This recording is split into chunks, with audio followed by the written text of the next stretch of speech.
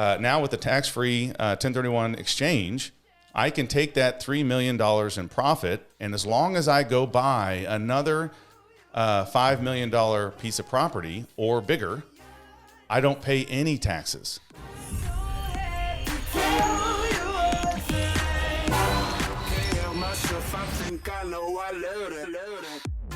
All right. Welcome back to episode 9 of How to Invest in Commercial Real Estate. What is up? What's up, guys? Welcome back. So today's a super exciting episode. We are going over how you can invest in commercial real estate, make tons of money, and not pay any taxes at the end of it. No way. How do you do it? I don't know. Joel, how you do that? Well, lucky for me, I've been able to do that a few times. You're in the middle of one right now, aren't you? We are in the middle of one right now. They are called a 1031 exchange. So the basis for that is it's a section in the tax code that says that if you sell a property, that as long as you take the proceeds and you go buy another property of like kind, so similar in nature, that you can forego or delay paying taxes on all of the gain that you made from the sale. That's awesome. Yeah, so it's not illegal, right? I mean, it's you said it was part of the Internal Revenue Services Code. You know, it's just like this little loophole that makes investing in real estate so attractive because you don't have to pay taxes. You make all this money and you don't have to pay taxes. So I don't know of any other vehicle that allows you to do that, where you can sell, make profit, and then not pay taxes, and even indefinitely, in some cases, not pay those taxes. Yeah, you certainly can't do that in the stock market, right? You can't. Once you sell it, you got to pay taxes on it. There's nothing else. Now, real estate is, and we haven't done a show on real estate taxes, but there are so many tax advantages to investing in commercial real estate. And even if you're going to pay the taxes, if you've held the asset for longer than a year, you're into long-term capital gains tax, which is still way lower than a lot of the income tax brackets. Yeah. So right now, depending on your income bracket and other scenarios, let's say you buy a commercial real estate property for $2 million, and you fix it up and you hold it for several years, and you end up selling it for $5 million. Now, you know, that's achievable. It sounds crazy that you would be able to make $3 million, but that's doable. I've done that with some of the deals that we've done with investors. So now, let's say I just want to pay the taxes. Well, now that $3 million in gain, I'm just going to pay 20 to 25% on that money. yeah, so you were in at this apartment complex for $3 million bucks. $2 million. $2 million bucks. Okay, and you sold it for $5 million. So you've got this $3 million in limbo. That's right. You got $3 million in profit. I can take the money. And I can pay long-term capital gains on that, which is either 20 or 25% right now. So, you know, What is that, like $600,000 or $700,000? Yeah. Yeah, $600,000 or $700,000. But here's the thing, guys: is think about a wage earner making $3 million in a year. Almost half of that is gone in taxes because of the tax bracket. You're in the highest tax bracket. I'm not quite sure, but after several hundred thousand of income. Yeah. And so of the $3 million, you're gonna lose $1.5 million. Approximately. Okay, but with real estate and with stocks and other things that you hold for a long period of time, now we're only paying, let's just say 25%, right? So now we're only losing $750,000. So we're already way ahead. You want to make you don't want to make wage income. You want to make long-term capital gain income. Yeah. That should be a goal of yours. But what's awesome about real estate is now with the tax-free 1031 exchange, I can take that $3 million in profit, and as long as I go buy another $5 million piece of property or bigger, I don't pay any taxes on that $3 million. So what you're saying is you have to buy a property not worth the profit that you made, not the $3 million. You've got to go buy a property that's worth $5 million or more. Is that right? Yeah. So if you sold that $5 million property, you not only need to go place that $3 million back into real estate of like kind real estate, but you've got to go buy at least $5 million worth of property. Yeah. And another loophole is you don't just have to replace the cash. I mean, there's other things you have to replace too. Yeah. So if you had let's say I had a $2 million mortgage at the time that I sold it, so I've got to replace that debt as well in order to complete the exchange. So let's say I take the $3 million and I'm going to buy a $5 million building. I'll put the $3 million down. I got to get another $2 million worth of debt. That satisfies the exchange.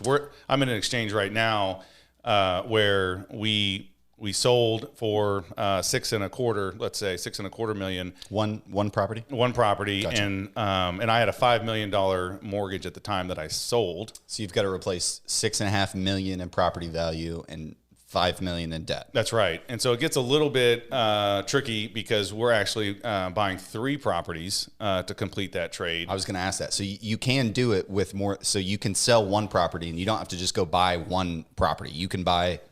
Yeah, for sure up to 3. I think even more in some cases. But us, we're buying 3 smaller properties. So 3 properties, roughly, between 2 and 3 million. We're buying 3 of those. And so and when you add up all the debt that I'm putting on those 3, it's over the 5 million, and the purchase price is over the 6.25 million. And so that satisfies the trade. So all the gain that we had, which that we had a lot of gain coming out of that because we had bought that property really cheap. Gain is profit. Gain is profit. And so $3-4 million worth of gain, we're alleviating all of the taxes that would be owed on that. And so if you didn't alleviate all the gain, if you had some left over, you could just hold on to that, but you'd have to pay taxes on it. Is that right? Yeah. So what happens if you don't spend all the $3 million? Yep. Like, let's say you bought 2 out of the 3 deals. You spent, $2 million. You replaced your $2 million worth of debt, but you've just got, an extra $500,000 in cash, let's say.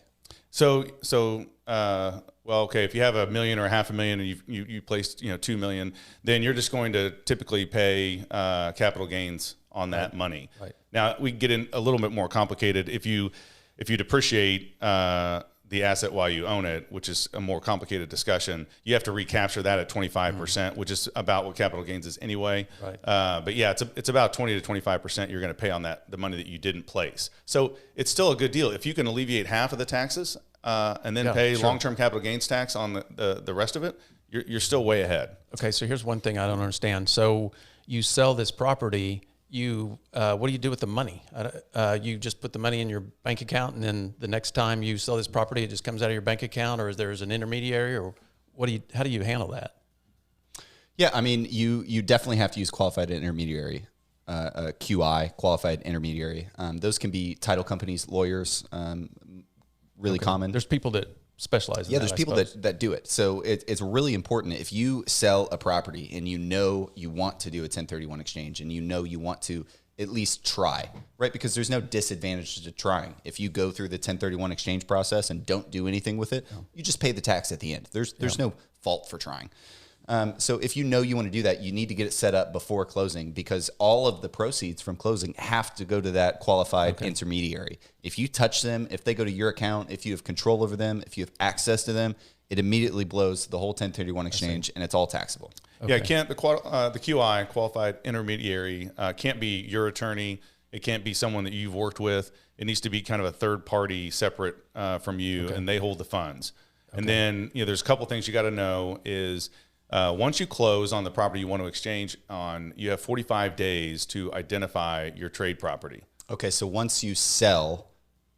Yep, once you close on the sale of that property, you have 45 days to identify which properties you're going to exchange those funds into. And what do you do? That's a fairly tight timeline. Yeah, so you notify the QI that you've identified some? Is that what you do? That's right. Submit. Okay. They'll have a form, and you'll submit, and you'll say, hey, these are the properties I've identified. And you may identify more than one property or several properties just to make sure you've given yourself some options. Yeah, right.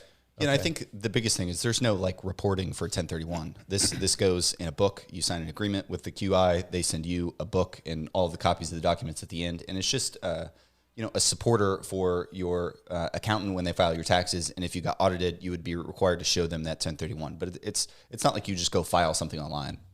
No, okay. And then how long do you have to close? Either after you closed on the first property or after this 45 days? What's that timeline? You have 6 months to get the deal closed. So 45 days to identify and 180 days to close on 1, 2, 3, whatever many properties you're buying. 180 days after the 45 or from the time you closed on that first property? I believe it's from the time you close. From the time you close. And it's also important that you have to replace the debt at that time too, because it's totally possible to go in and buy these properties and replace the value, that $5 million value of the sale, but have not had the debt kicked in yet. Some people will close on properties in cash and have their loan come out later. The loan and the property value has to be satisfied before the 180 days, and if it's not, it's taxable. Okay. Okay, so I don't know if you feel like we've talked about everything there, because I'm curious about what happens if you pass away and you still own this property. Yeah, some people will be thinking, like, surely you have to pay the taxes at some point. When do you pay the tax, Joel? Yeah, when do you pay the tax? And the idea is you may never pay the tax. How? Well, one thing is in the IRS rule is you can keep exchanging properties one after another. So let's say I'm in the middle of mine now. I'm going to buy these 3 properties, and let's say I sell these properties in 5 years. I'll have even more gain, so I can choose to roll that into new properties. Just do it all again. Right. Okay. And so you can just keep rolling, and a lot of people do, to where they have a huge amount of taxable basis in these properties, and so they're motivated to keep doing the exchanges because the tax bill just keeps getting bigger and bigger. Yeah. I could see you do this for years and years. You decide, okay, I'm going to cash out. Man, you cash out on 10 or 20 million, you've got a huge tax bill coming up.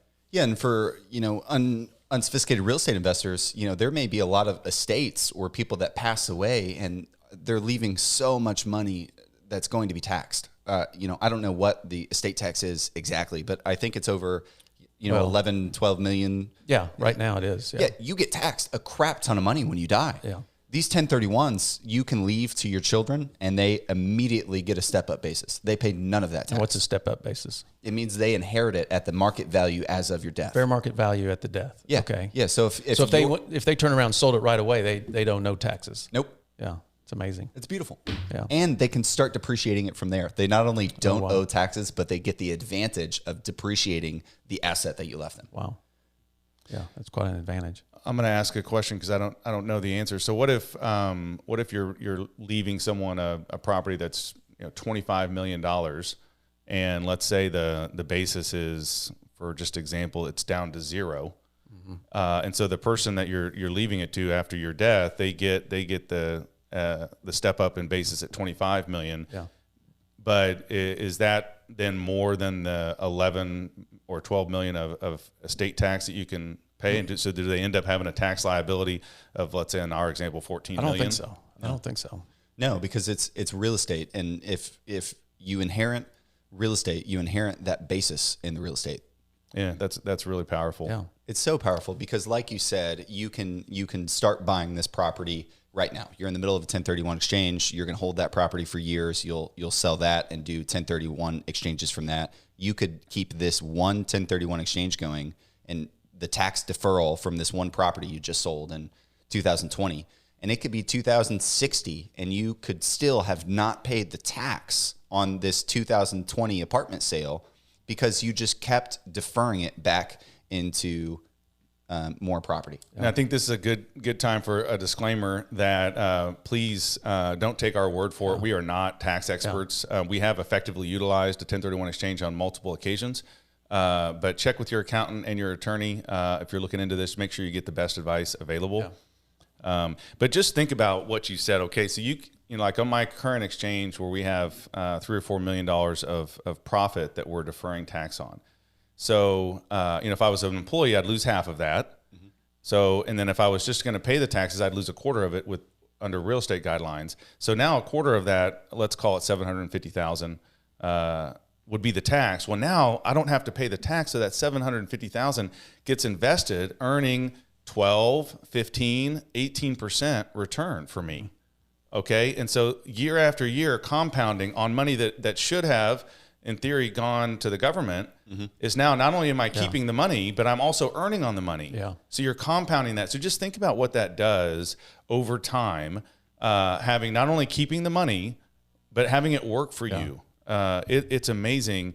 And that's what got me excited about real estate when I started listening to all the mentors teaching me.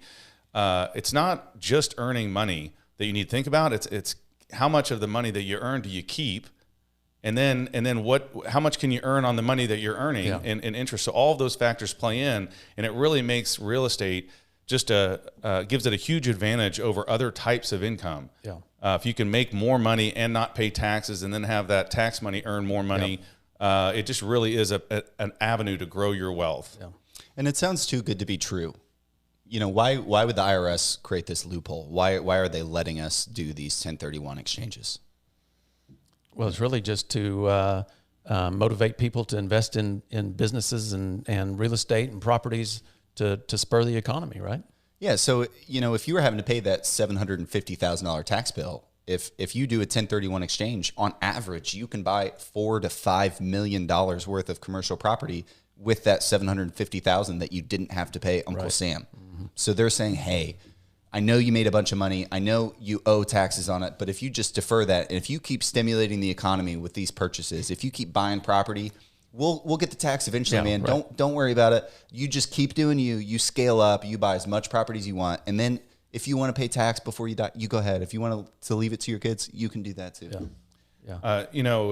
Listening to Kiyosaki, he used to say, "Hey, the reason that the rules are in favor of the rich are because the rich wrote the rules."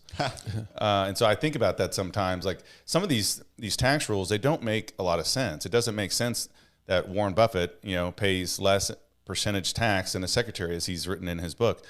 But just because the rules aren't fair doesn't mean that people shouldn't be taking every step to take advantage of the rules, how they're written, in order to better their future, their financial situation. Yeah. Well, I can guarantee that the government didn't write the rules in our favor. They're writing the rules in their favor. So it's just like we said, they're just trying to spur the economy so they get more taxes in the future. Yeah. Man, a 1031 exchange is one of the most powerful tools, especially when it comes to the tax advantages of real estate. Like Joel mentioned earlier, find a qualified intermediary, find an attorney, or find a real estate professional who's successfully used a 1031 exchange. Go talk to them about it. Send us an email, comment, message us. We'll be happy to inquire and talk more about our 1031 exchange experiences. We've got several recommendations of people you can use in the Oklahoma area as well. But other than that, 1031 exchange is very important. And I can't imagine investing in commercial real estate for 5-10 years and not having to do one. Well, you're going to have to do it. So get comfortable with it. And, this is how to invest in commercial real estate, but it also is a show about why to invest in commercial real estate. And so hopefully we're going to give some of the how, but also the why. Yeah. Why is it that people should be doing it? Why should they care about commercial real estate instead of just working their day job, paying 30, 40%, maybe 50% of what they earn? This is a way to keep 100% of it. Yeah. So. All right, guys. Well, make sure to like and subscribe so you get a notification when we upload. We upload every Tuesday and Friday. And be sure to check out the website, howtoinvestincre.com, for the downloads and access. That's on Spotify, Apple Podcasts, Google Podcasts, the website, YouTube, Facebook, Instagram. We're everywhere, Brian. Anyway, check us out. Thanks for coming. All right.